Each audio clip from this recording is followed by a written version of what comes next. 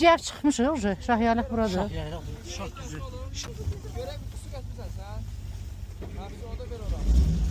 Mən də özümdən termos getmişəm. Biraz prov eləyərik, harasa boş vaxtımız varsa biraz dırmaşmağa çalışarıq. Güya ki şey...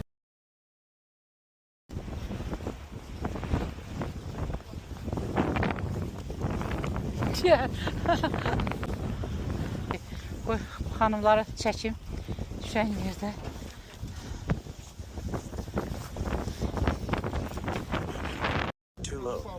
Basmışam, çəkir.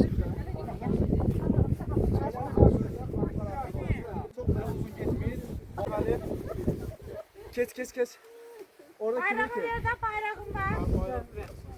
Sen kes Asım. Bir tane çekim ondan sonra.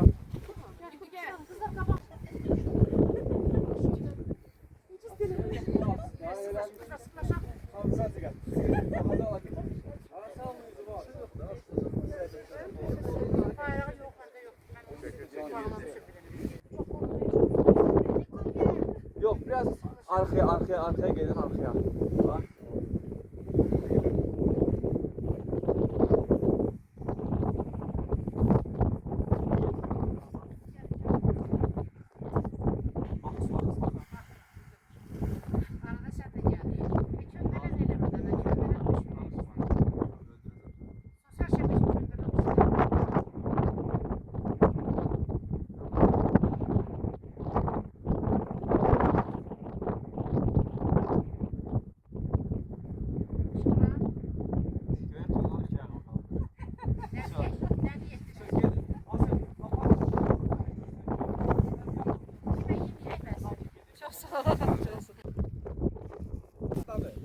Siz çekebilirsiniz işte. Çəkirəm, ver.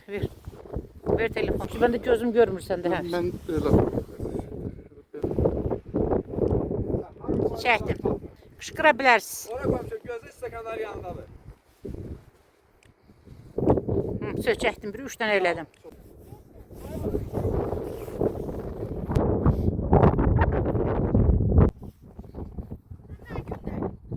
Elə mən çək. Geçəksən, çəkirəm. Mən video çəkirəm, pastayını bilirsən. Hər nə idi, çək bilmirəm.